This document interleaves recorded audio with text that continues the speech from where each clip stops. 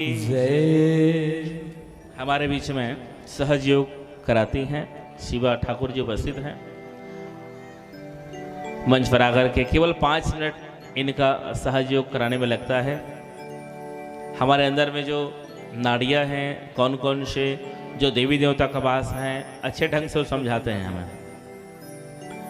और जो निर्मला माता जी जिसका फोटो लगा है वो देवी का अवतार है। तो हम ज़्यादा समय तक पूजा नहीं कर सकते, जाप नहीं कर सकते, तो ये इनके एकदम सहज मार्ग है, एकदम सहज। 5 मिनट का ध्यान कोई बड़ा ध्यान नहीं है, बस उनका वो नियम भी एकदम छोटा नियम है।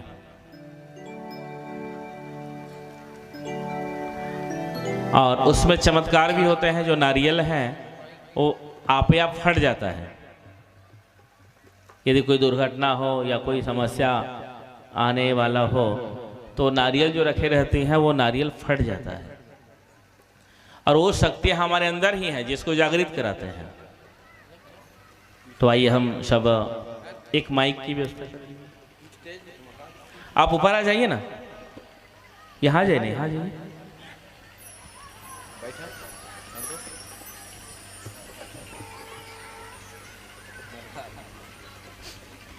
जय जय श्री भोले, जय जय श्री भोले, जय जय श्री भोले। हम सहयोग में अब प्रवेश करने जा रहे हैं। आप सीधे बढ़ जाइएगा, जो जो बताते रहेंगे आप करते जाइएगा। केवल 5 मिनट का है वो। फिर आपको अच्छा लगा तो फिर हम और बुला लेंगे। बोलो शिव महापुराण की जय जय हो। सबको हर हर महादेव, हर हर महादेव। तो महाराज जी ने जहाँ जहाँ कथा भी कराई है वहाँ वहाँ पर सहयोग का कार्यक्रम करवाया है। क्योंकि ये जो सहयोग है एकदम 5 मिनट का है और अपने ही अंदर देवी देवता बैठे हुए हैं। आज तक हम लोगों को पता नहीं था कि अपने शरीर में कहाँ पर कौन से देवी देवता बैठे हुए हैं, लेकिन ये सहज योग के माध्यम से आप लोग जानेंगे कि हमारे शरीर में कौन से देवी देवता कहाँ पर बैठे हुए हैं और कैसे उनको जागृत करना है और कैसे अपने जीवन की सभी शारीरिक, आर्थिक, मानसिक, पारिवारिक समस्याओं को आप दूर कर सकते हैं। तो महाराज जी को बहुत अच्छा लगा कि आप सभी देवी देवताओं को 5 मिनट में जागृत करवाते हैं। महाराज जी अभी शिव पुराण बोल रहे हैं। आपके अंदर आज इस पंडाल में आप बैठे हैं ना, तो सारे देवी देवता उपस्थित हैं और आपके अंदर में जब ये देवी देवता जागृत हो जाएंगे तो बड़ा खुश होकर देवी देवता लोग शिव पुराण को सुनेंगे और उस जो आप लोग मनोकामनाओं को लेकर यहाँ पर आज उपस्थित हुए हैं वो सारी मनोकामनाएं पूरी होंगी। शिव पुराण सुनने के बाद में भी आपको महाराज की बातें सारी याद रहेगी। अपने जीवन में आप लोग उस चीज़ को अमल कर पाएंगे और आपके जीवन में सुख समृद्धि आएगी। क्योंकि मैं भी महाराज जी से जब से जुड़ी हूँ वो जैसे जैसे बताते हैं मैं भी अपने जीवन में अमल करने का पूरा प्रयास कर रही हूँ, तो बहुत अच्छा लग रहा है। तो सहज योग क्या है आप देख रहे हैं, सह यानी साथ में, जय यानी जन्मा हुआ। ये अपने ही साथ में जन्मा हुआ है। अपने ही अंदर परमात्मा की एक शक्ति बैठी हुई है जिसको कि कुंडलिनी शक्ति बोला जाता है। तो ये जो कुंडलिनी शक्ति है, जब बच्चा जो है माँ के गर्भ में आता है 2 महीने का होता है तो उसके अंदर धड़कन आती है। उसको कौन लाता है? परमात्मा लाते हैं। जब बच्चा पैदा हो जाता है तो देखिएगा कई बार उसका जो ये वाला जो हिस्सा रहता है वो बड़ा नरम रहता है। कई बार बच्चा नींद में भी हंसता है तो हम लोग क्या बोलते हैं? उसको परमात्मा हंसा रहे, क्योंकि उसका कनेक्शन परमात्मा से रहता है, वो परमात्मा से जुड़ा रहता है। लेकिन जब बच्चा 12 साल का होता है तो वो जो शक्ति है जो यहाँ पर सहस्त्रार से जुड़ी रहती है वो वापस जा कर के यहाँ पर सो जाती है। तो हमारे जीवन में असंतुलन क्यों आता है? जैसे कि आप लोग मोबाइल को चार्ज करते हैं, मोबाइल को चार्ज नहीं करेंगे तो क्या होगा? मोबाइल चलेगा क्या? नहीं चलेगा। वैसे ही परमात्मा ने हमारे अंदर 7 चक्र दिए हुए हैं।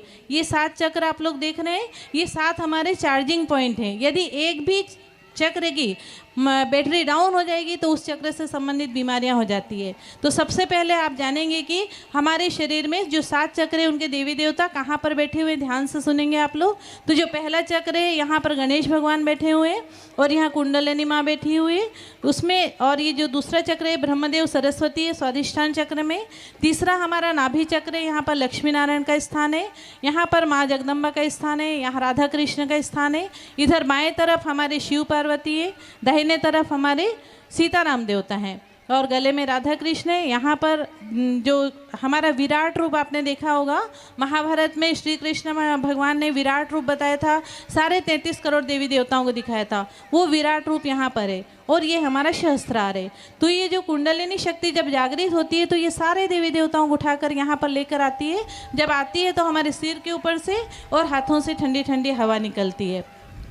जो हमारी 3 नाड़ियाँ हैं, एक नाड़ी बाई नाड़ी होती है जो कि भूतकाल से संबंधित रहती है। हमारे जीवन में जो असंतुलन आता है वो बाएं दाएं में होने के कारण होता है। तो बाई नाड़ी जो हमारी वो चंद्रमा की नाड़ी होती है, ठंडी नाड़ी होती है। यदि कोई व्यक्ति भूतकाल के बारे में ही ज़्यादा सोचता है, भूतकाल में ही डूबे रहता है, तो उस व्यक्ति के अंदर निराशा रहती है, आलस्यपन रहता है, नींद आती है, किसी काम में मन नहीं लगता है, किसी को लो बीपी, लो शुगर, हार्ट की समस्या, वो इस नाड़ी के खराब होने के कारण होती है। और दूसरी जो नाड़ी है वो हमारी सूर्य नाड़ी होती है, गर्म नाड़ी होती है। यदि इस नाड़ी का ज़्यादा उपयोग करते हैं, अति कर देते हैं, मतलब कोई भी चीज़ का हम यदि अति कर देते हैं, चाहे वो शारीरिक कार्य हो चाहे मानसिक कार्य हो, जैसे ऑफिस वाले लोग हैं वो क्या सोचते हैं, एक फाइल निपटी अब दूसरा भी निपटा लें, तीसरा भी निपटा लें। घर में महिलाएं क्या सोचती है, ये कमरा को साफ़ कर लेते हैं, आज घर को साफ़ सफाई कर लेते हैं, तो क्या बोलते हैं आज एक कमरा करेंगे कल दूसरा करेंगे, लेकिन करते करते वो लोग पूरे घर को सफाई करना चाहते हैं, तो अति कर देते हैं। कोई भी चीज़ का अति करेंगे तो जब ये नाड़ी खराब होती है तो हमारे अंदर high BP, high sugar, heart की समस्या, यहाँ पर कंधों में दर्द, इधर गले में सर्वाइकल की समस्या, माइग्रेन की समस्या और ये सारी बीमारियाँ होती है। कई बार हार्ट अटैक आ जाता है, कई बार लकवा मार जाता है हाई बीपी के कारण।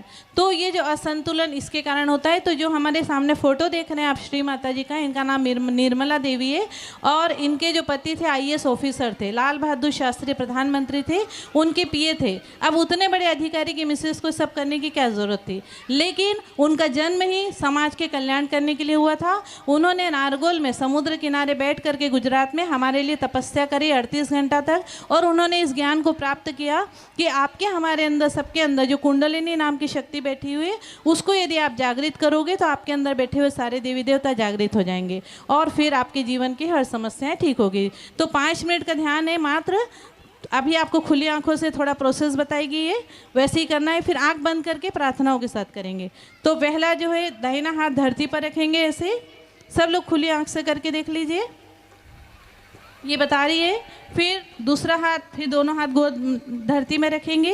फिर बायां हाथ कोहनी से मोड़ के आकाश की ओर, ठीक है, और दूसरा हाथ गोद में खुला हुआ रहेगा, दूसरा हाथ गोद में खुला हुआ रहेगा। हाँ, उसके बाद में दोनों हाथ आजू बाजू धरती पर, इसको देखिए। उसके बाद में जो दाहिना हाथ है वो बाएं तरफ का पेट और जांघ जहाँ जुड़ा हुआ है वहाँ पर रखेंगे, ठीक है। उसी हाथ को इधर थोड़ा पेट पे रखें। अब सब कार्य इसी हाथ से होगा। फिर बाएं पेट पर रखेंगे, फिर इसी हाथ को बाएं हृदय पर रखेंगे, फिर इसी हाथ को यहाँ सिर में रखेंगे, ऐसे दबा देंगे। सिर दबाते हैं तो कैसे करते हैं। फिर इसी हाथ को सिर के पीछे रखेंगे, चेहरा आकाश की ओर, और इसी हाथ को उंगलियों को अलग अलग तान लेंगे और यहाँ बीचों बीच रखेंगे, ठीक है। और यहाँ पर जब रखेंगे तो 7 बार घड़ी की सुई की तरह घुमाएंगे ताकि सभी देवी देवताओं की जागृति हो सकेगी। बस इतना ही करना है, लेकिन इसी कार्य को हम लोग प्रार्थनाओं के साथ करेंगे। तो पहले दोनों हाथ फैलाकर माँ से प्रार्थना करेंगे। जय श्री माता जी, आज हमें हमारा आत्म साक्षात्कार दीजिए। माँ, आज हम अपने अंदर बैठे हुए सभी देवी देवताओं के आशीर्वादों को अनुभव करना चाहते हैं, उसके लिए हमें आशीर्वाद दीजिए, ठीक है। दोनों हाथ पे थोड़ा महसूस कर सकते हैं आप लोग ठंडा ठंडा। आप दोनों हाथ गोद में रख लीजिए, आराम से आंखें बंद कर लीजिए। दाहिना हाथ धरती पर, बायां हाथ माँ की तरफ। माँ से प्रार्थना। जय श्री माता जी, हमारे बायं की ईड़ा नाड़ी में बैठे हुए इधर के देवी देवता हैं महाकाली महाभैरव। माँ से प्रार्थना करते हैं। जय श्री माता जी, हमारे बायं की ईड़ा नाड़ी में बैठे हुए महाकाली महाभैरव की शक्ति को जागृत कर दीजिए। हे महाकाली, हे महाभैरव, हमारे बायं की ईड़ा नाड़ी में जो भी रोग दोष बाधाएं हैं, भूतकाल की जितनी भी बातें हैं, किसी को लो बीपी, लो शुगर की समस्या है, हार्ट की समस्या है, सबको निकाल करके धरती तत्व में विलीन कर दीजिए।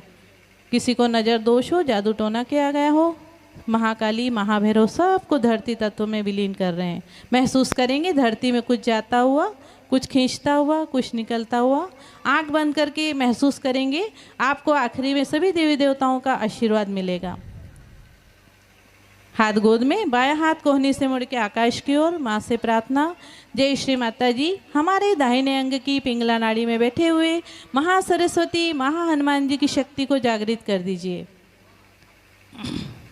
प्रार्थना करेंगे, हे महासरस्वती, हे हनुमान जी, हमारे दाहिने अंग की पिंगला नाड़ी में जो भी रोग दोष बाधाएं हैं, चिंताएं हैं, अति विचार है, क्रोध है, चिड़चिड़ापन है, किसी को हाई बीपी, हाई शुगर की, हार्ट की समस्या है, सर्वाइकल, माइग्रेन की समस्या है, सबको निकालकर आकाश तत्व में विलीन कर दीजिए। महसूस करेंगे जो हाथ आकाश में, उसमें हनुमान जी भगवान हमारी सारी बाधाओं को, समस्याओं को आकाश में खींच लेते हैं। आंख बंद करके महसूस करेंगे। उंगलियों के किनारे किनारे से आकाश में कुछ जाता हुआ, कुछ खींचता हुआ, कुछ निकलता हुआ।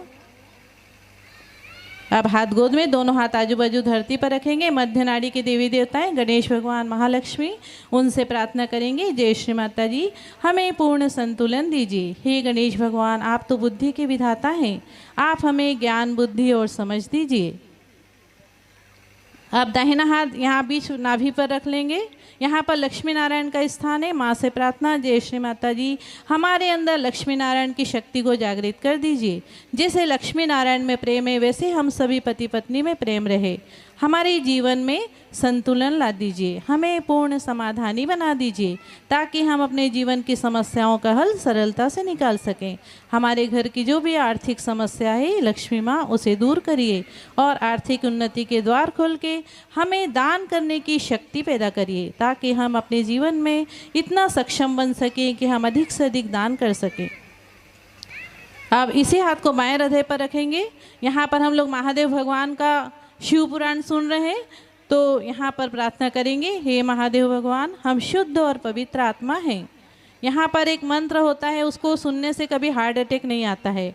महादेव भगवान का मंत्र है, कर चरण कृतम वाक्यजम कर्मजम वा श्रवण नयनजम वा मानसम वा पराधम विहितम विहितम वा सर्वमेतत् क्षमस्व। जय जय करुणाब्धि श्री महादेव शंभो। हे महादेव भगवान, हमारे जीवन में आत्मा के विरोध में, जाने अनजाने में यदि कोई गलतियाँ हो गई हो तो कृपया हमें क्षमा करें। हे महादेव भगवान, हमें क्षमा करें। हे पार्वती मैया, आप आदि शक्ति माँ हैं, आप अपनी शक्ति से हमें भर दीजिए। इधर बाएं हाथ को दाहिने हृदय पर रखेंगे। यहाँ पर सीताराम देवता का स्थान है, हनुमान जी का स्थान है। जय श्री माता जी, हमारे अंदर सीताराम देवता की शक्ति को जागृत कर दीजिए। हे जय श्री माता जी, हमारे अंदर हनुमान जी की तरह अनन्य भक्ति भर दीजिए। माँ, हमें शक्ति और भक्ति का संतुलन दीजिए।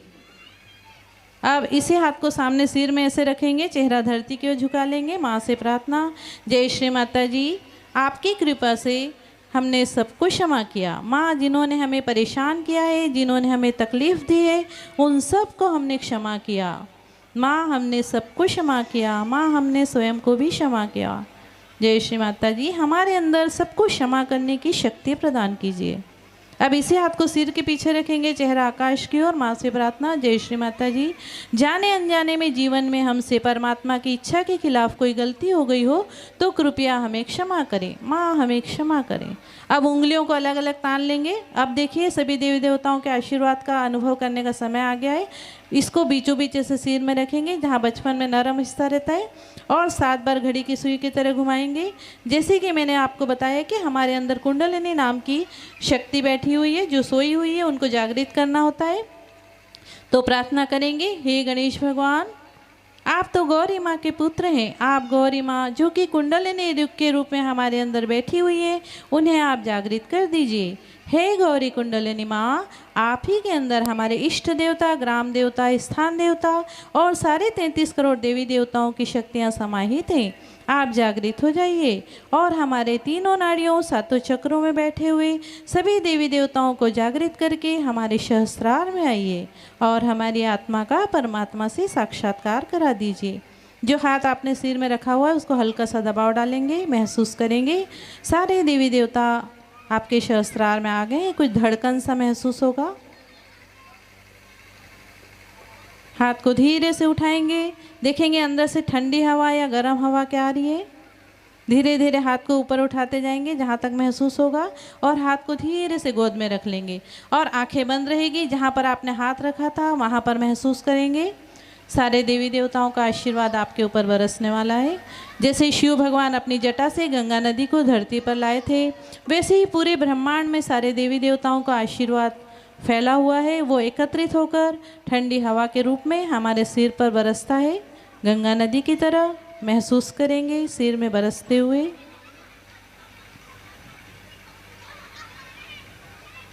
आने देंगे आँखों की पलकों पर, चेहरे पर, और बहते बहते दोनों कंधों से कोहनी तक, कोहनी से कलाई तक, कलाई से हाथ की हथेली में, उंगलियों में, उंगलियों के किनारे किनारे पर।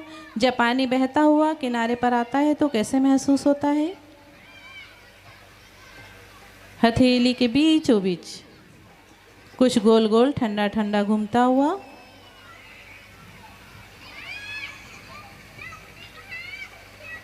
यही परमात्मा की परम चैतन्य शक्ति है। किस किस को ठंडा आया? सिर में किस किस को ठंडा आया? शर्माइए मत, बताइए। हाँ, महाराज जी ने आप लोगों के लिए ही मुझे बुलाया है। आपके अंदर देवी देवता जागृत हुए कि नहीं, वही देखना चाह रहे हैं।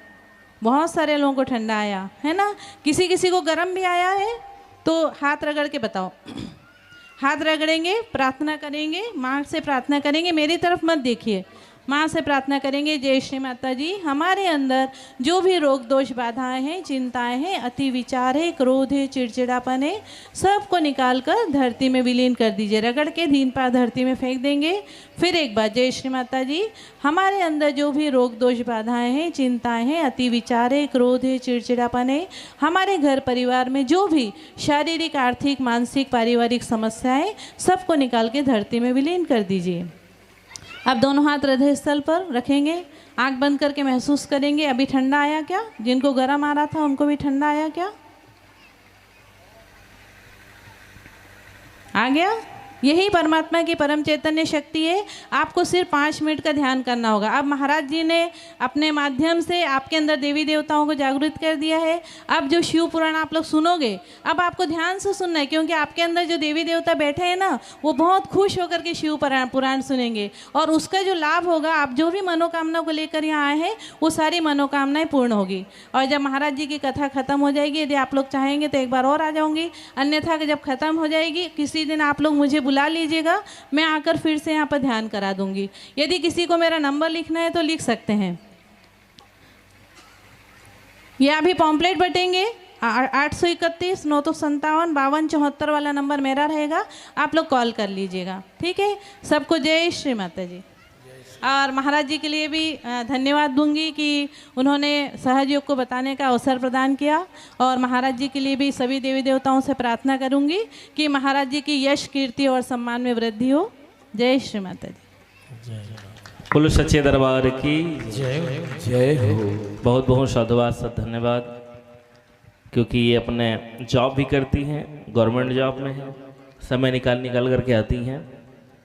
ये अपना तीसरी बार योग है। जब हम अतरमुड़ा में थे कथा में, तो शिव मंदिर में प्रत्येक दिन जाया करते थे, हमें भी शांति मिली। इसलिए प्रयास करते हैं कहीं पर यदि मौका मिल रहा हो तो वो अनुभव आप ही करिए करके। योग का अर्थ है, हम कोई सामान लेते हैं दुकान में, तो 4 रुपये का लिया, 5 रुपये का लिया, फिर 10 रुपये का लिया, फिर 15 रुपये का लिया, फिर अंत में हम क्या करते हैं? योग करते हैं। हमने कितना